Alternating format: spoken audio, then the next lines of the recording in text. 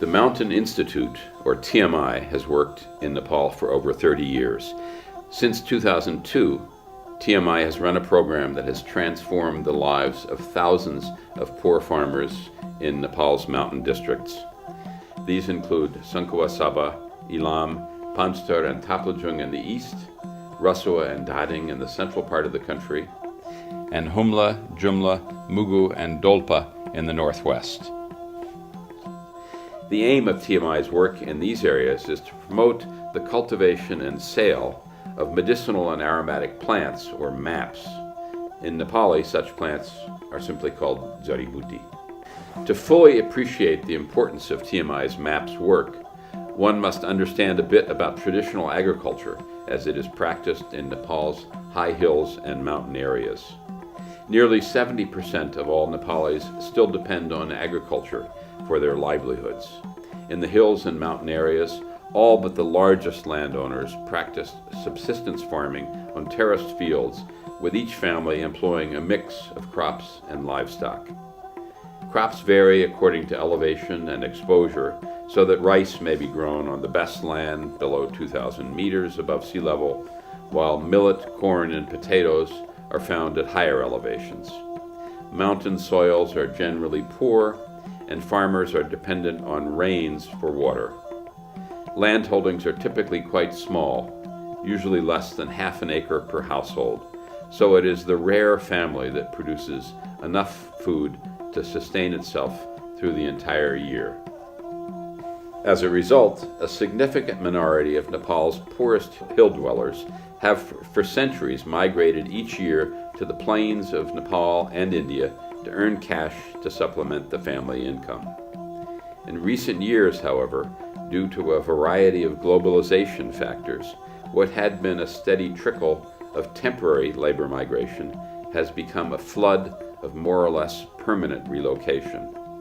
Now, millions of Nepalis, like these passport applicants shown here lined up outside Nepal's foreign ministry in Kathmandu, migrate for years at a time to labor outside the continent, often in the most menial and dangerous jobs.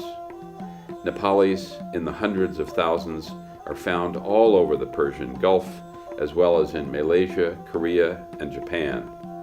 Current estimates put the number of Nepalis working outside the country as high as 6 million people, or 20% of the total population. Life in Nepal has always been tough, but this mass exodus has depopulated many villages and made conditions in Nepal's hill and mountain communities even more precarious, especially for the women and the elderly who remain behind to maintain the households and farmlands. TMI Program Officer Karma Bhutia, who himself hails from a remote village near the Tibet border in the upper Arun River Valley, had witnessed this emptying out of mountain areas and the increased burden left on those who remain. After Karma joined the TMI staff in 1998, when he was only 21, he was determined to do something about it. The MAPS program, which he conceived of with the support of then TMI Nepal Country Director Brian Peniston, has been largely managed by Karma since its beginnings in 2002. यो जडीबुटी खेतीले विशेष गरी हिमाली क्षेत्रको जो पिछडेको वर्ग मा पनि विशेष गरी युवा तथा महिला वर्गमा यसले प्रत्यक्ष रूपमा चाहिँ यसले टेवा पुर्याएको छ। जो युवाहरू चाहिँ करिब आजभन्दा 12-15 वर्ष अगाडितिर चाहिँ विदेश पलायन हुने, विशेष गरी चाहिँ मिडल इस्ट, खाडी मुलुकमा मलेसिया, कतार, दुबई। म तपाईलाई एउटा उदाहरण दिन चाहन्छु। जस्तो इलाममा एकजना केही घरका केही भाइहरू चाहिँ मलेसिया पलायन तथा कतार पलायन भएको थियो। गाउँबाट चाहिँ ऋण काटेर गएको थियो। फर्केर आउँदाखेरि त्यो ऋण तिर्न नसक्ने अवस्था भएर उ फर्कियो।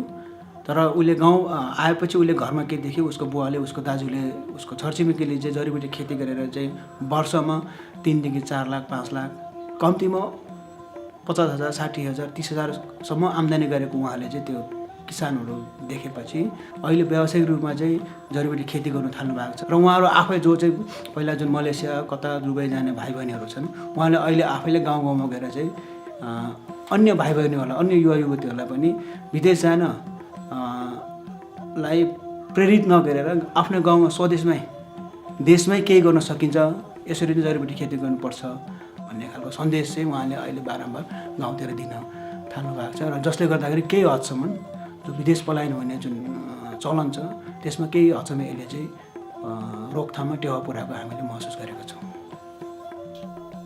Karma knew that medicinal and aromatic plants have been an integral part of the life of the Himalayas since time immemorial, having grown up with MAPS use in his own family. Herbal treatments for a wide variety of ailments, as well as cosmetic uses, are based on the Indian Ayurvedic and the Tibetan and Chinese traditions. MAPS are used widely in the region and increasingly in Western countries as well, where even Western scientists and the medical profession have recognized their value. Indeed, the market for these high-value plants, especially in the neighboring countries of India and China, seems to be insatiable. This truck, loaded up with MAPS produced by a farmers' cooperative that TMI helped establish, is headed to India, where the dried plants will undergo additional processing for sale and then export all over the world. For those farmers who live near the border with Tibet, their product is shipped north on people's backs, on mules, horseback, and yak trains. Recently, however, there have even been reports of buyers supplying the Chinese market coming in helicopters to pick up MAPS from Nepal's northeast. As he studied the possibilities and challenges of MAPS, Karma realized that many of the most valuable plants, which traditionally were harvested from the wild and communally held lands, could in fact be more profitably and sustainably cultivated by farmers on their own fields. In fact, cultivation, as opposed to wild gathering, offers several advantages. Since many of the most valuable MAPS plants do not require particularly rich soils or regular irrigation, they can be grown on land that is otherwise useless for crops. This photograph shows a farmer standing in front of a riser separating one terraced field from the next that is planted with a healthy-looking crop of rockfoil or Indian borage. According to Ayurvedic tradition, rockfoil leaves are used for the treatment of coughs, sore throats, nasal congestion, rheumatism, and even flatulence. Wild MAPS, which offer no particular quality advantage over those that are cultivated, are subject to poaching by others and to trampling by livestock. Thus, another advantage of cultivation is simply the greater control over the crop afforded by planting near the farmer's home, where it can be easily monitored.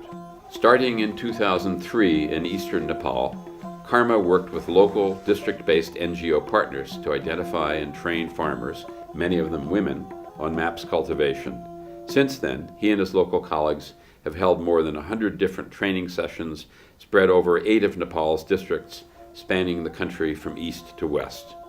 They studied which plants would do best in which conditions and elevations, and established supply lines for seeds and nurseries. Farmers' cooperatives were set up to do basic value-added processing and to ensure quality control. They bargained with the brokers who purchased the harvested MAPS and send them on to India and China for additional processing and export. Many of the most valuable MAPS are unique to higher elevations, thriving only between 2,000 and 3,000 meters above sea level. Among the most popular MAPS grown by TMI-trained farmers are the Himalayan yew, whose leaves provide the active ingredient for the anti-cancer drug tamoxifen, and another plant called chiraito, which accounts for the great bulk of Nepal's MAPS productions, at least by volume. Chiraito is a member of the gentian family, whose stems, leaves, and roots are used to treat fever and as a bitter tonic taken for a wide variety of ailments. The chiraito plant, which takes 2.5 years to mature, is well suited to land not otherwise used for crops. Its cultivation is essentially 100% organic, since it is affected by relatively few pests and diseases. Chiraito is a light consumer of soil nutrients, making chemical pesticides and fertilizers, which in any case are prohibitively expensive, largely irrelevant. Moreover, organically grown MAPS fetch higher prices in the market, especially those that are exported to the West. Himalayan yew, for example, is sold for about $10 per kilo, while dried chiraito brings about $5 a kilo. When compared with the prices for other crops, let's say potatoes or corn, which fetch only about 50 cents and $2.20 cents per kilo respectively, it's easy to see the appeal of maps for farmers whose annual income is often less than $400. To promote conservation and prevent over-harvesting in the wild, the government of Nepal places a heavy duty on maps that are collected from the wild. Thus, another advantage of cultivated maps is that they are not subject to taxation. TMI has assisted MAPS farmers and their cooperatives in negotiations with the government's district forest offices to have their cultivated maps recognized and certified as such. MAPS farmers are issued origin certificates declaring their harvest tax-free. Here we see a farmer proudly displaying such a certificate. The MAPS program has transformed the lives of thousands of farmers, allowing them to stay and earn cash without migrating away from their homes and empowering those who do stay behind. Thanks to TMI's enterprising program, over 16,000 Nepali farmers are now cultivating at least 12 species of maps on over 2,000 hectares spread all over Nepal. A few of the most enterprising farmers actually have maps earnings in excess of $5,000 a year, a veritable fortune in Nepal. While much has been done, much work remains. Basic research needs to be done on the threats to maps cultivation posed by disease, insects, and climate change, and on the effects of cultivating maps on the wild areas from which maps used to be gathered.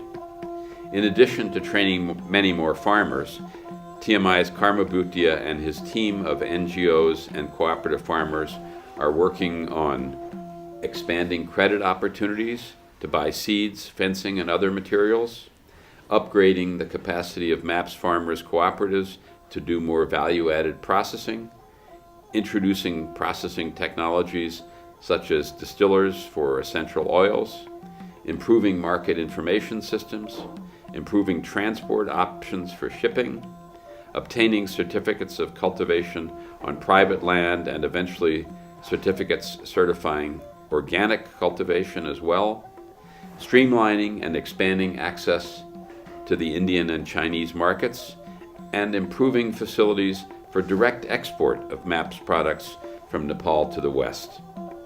TMI's MAPS and other programs are largely supported by individual donors. If you would like to assist in aiding poor Nepali farmers to better their lives and avoid the disruptions and dangers all too often associated with labor migration, you can donate by going to our website, www.mountain.org. Thank you.